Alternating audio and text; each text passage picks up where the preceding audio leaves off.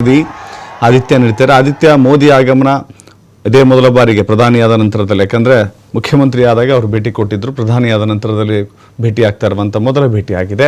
ಈಗ ಮಧ್ವಾ ಸರೋವರಕ್ಕೆ ಎಂಟ್ರಿ ಕೊಟ್ಟಿದ್ದಾರೆ. ಏನೆಲ್ಲ ರೀತಿಯ ಕಾರ್ಯಕ್ರಮಗಳು ಇವತ್ತು ನಡೀಲಿಕ್ಕಿದೆ, ಜೊತೆಗೆ ಅಲ್ಲಿನ ಜನರ ಖುಷಿ ಯಾವ ಮಟ್ಟಕ್ಕಿದೆ ಅಂತ ಹೇಳಿ.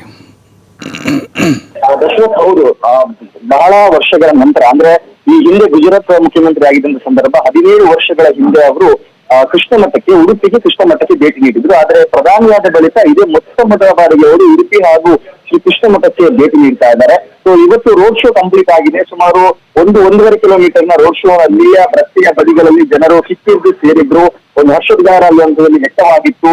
ಅವರ ಮೇಲೆ ಪುಷ್ಪಮಾಲೆಯನ್ನ ಗೈದು, ಪುಷ್ಪಮಾಲೆಯನ್ನ ಸುರಿದು ಅವರಿಗೆ ಅಭೂತಪೂರ್ವವಾದಂತಹ ಸ್ವಾಗತವನ್ನ ನೀಡಲಾಗಿತ್ತು. ಆ ಬಳಿಕ ಅವರು ಕೃಷ್ಣ ಮಠಕ್ಕೆ ಸಾಗಿದ್ದಾರೆ. ಅಷ್ಟಮಠಗಳನ್ನ ಕೂಡ ಅವರು ವೀಕ್ಷಣೆ ಮಾಡಿದ್ದಾರೆ. ಆ ಬಳಿಕ ಕನಕ ಗೋಪುರ ಏನಿದೆ, ಬಹಳ ಪ್ರಸಿದ್ಧವಾದ ಗೋಪುರ. ಸೊ ಅದಕ್ಕೆ ಕನಕದಾಸ ಒಂದು ಪುತ್ಥಳಿ ಇದೆ, ಅಲ್ಲಿ ಪುಷ್ಪಾರ್ಚನೆಯನ್ನ ಮಾಡಿದ್ದಾರೆ.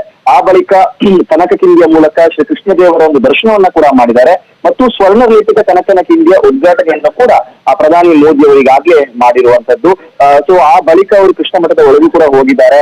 ಮಾಧ್ವ ಸರೋವರದಲ್ಲಿ ತೀರ್ಥ ಸಂಪ್ರೋಕ್ಷಣೆಯನ್ನ ಗೈದು ಎಲ್ಲಾ ದೇವರ ದರ್ಶನಗಳನ್ನ ಪಡೆದು ಮಠಾಧೀಶರೊಂದಿಗೆ ಇನ್ನೇನು ಒಂದು ಸಮಾಲೋಚನೆಯನ್ನ ನಡೆಸಿ, ಕುತ್ತಿಗೆ ಶ್ರೀಗಳು ಪರ್ಯಾಯದಲ್ಲಿ ಇದ್ದಾರೆ, ಸುಗುಣೇಂದ್ರ ತೀರ್ಥ ಸ್ವಾಮೀಜಿಗಳು. ಸೊ ಅವರೊಂದಿಗೆ ಮತ್ತು ಅಷ್ಟ ಮಠಾಧೀಶರ ಜೊತೆಗೂ ಕೂಡ ಒಂದು ಸಮಾಲೋಚನೆಯನ್ನ ನಡೆಸಿ ಈಗ ಭಕ್ತರು ಕಾತುರದಿಂದ ಕಾಯ್ತಾ ಇರುವಂತದ್ದು. ಅಲ್ಲಿ 1,00,000 ಕೋಟಿ ಭಗವದ್ಗೀತೆಯ ಒಂದು ಪಾರಾಯಣ ಏನು ನಡೀತಾ ಇದೆ. ಸೊ ಅಲ್ಲೂ ಕೂಡ ಪ್ರಧಾನಿ ಮೋದಿ ಅವರು ಅಲ್ಲಿ ಹೋಗಿ ಭಾಗವಹಿಸ್ಲಿಕ್ಕಿದ್ದಾರೆ. ಅಲ್ಲೂ ಕೂಡ ಭಗವದ್ಗೀತೆಯನ್ನ ಪಠಣ ಮಾಡ್ಲಿಕ್ಕಿದ್ದಾರೆ. ಸುಮಾರು 15 ನಿಮಿಷಗಳ ಕಾಲ ಈ ಒಂದು ಕಾರ್ಯಕ್ರಮ ನಡೀಲಿಕ್ಕಿದೆ. ಸೊ ವಿಶ್ವಗೀತ ಪಾರಾಯಣದ ವೇದಿಕೆಗೆ ಇನ್ನೇನು ಕೆಲವೇ ಕ್ಷಣದಲ್ಲಿ ಮೋದಿ ಅವರು ಭೇಟಿ ನೀಡಲಿಕ್ಕಿದ್ದಾರೆ. ಸೊ ವೇದಿಕೆಯಲ್ಲಿ ಈಗಾಗಲೇ ಧರ್ಮಸ್ಥಳದ ಧರ್ಮಾಧಿಕಾರಿಗಳಾಗಿರುವಂತಹ ವೀರೇಂದ್ರ ಹೆಗ್ಡೆ ಅವರಿದ್ದಾರೆ, ಸಂಸದ ಕೋಟಾ ಶ್ರೀನಿವಾಸ ಪೂಜಾರಿ ಇದ್ದಾರೆ, ಸಂಸದ ರಾಘವೇಂದ್ರ ಅವರು ಕೂಡ ಇದ್ದಾರೆ. ಇದರೊಂದಿಗೆ ವಿವಿಧ ಉಡುಪಿ ಮತ್ತು ದಕ್ಷಿಣ ಕನ್ನಡ ಜಿಲ್ಲೆಯ ವಿವಿಧ ಶಾಸಕರು ಇರುವಂತದ್ದು. ಸೊ ಆ ಬಳಿಕ ವೀರೇಂದ್ರ ಹೆಗ್ಡೆ ಅವರು ಸ್ವಾಗತವನ್ನ ಕೋರಲಿಕ್ಕಿದ್ದಾರೆ. ಸೊ ಮೋದಿ ಅವರು ಆ ಗೀತ ಗಾಯನದ ಬಳಿಕ ಜನರನ್ನ ಉದ್ದೇಶಿಸಿ ಮಾತನಾಡಲಿಕ್ಕೆ ಕೂಡ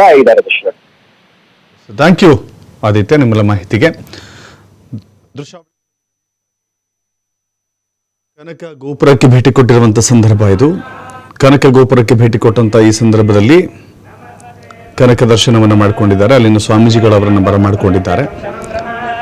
ಅತ್ಯಂತ ಪ್ರೀತಿಯಿಂದ ಆಶೀರ್ವಾದ ಪೂರ್ವಕವಾಗಿ ಬರಮಾಡಿಕೊಂಡಿದ್ದಾರೆ. ಕನಕನ ಕಿಂಡಿಯ ಸ್ವರ್ಣ ಲೇಪಿತ ಕಿಂಡಿಯನ್ನ ಉದ್ಘಾಟನೆ ಮಾಡಿದಂಥ ದೃಶ್ಯ ಇದು.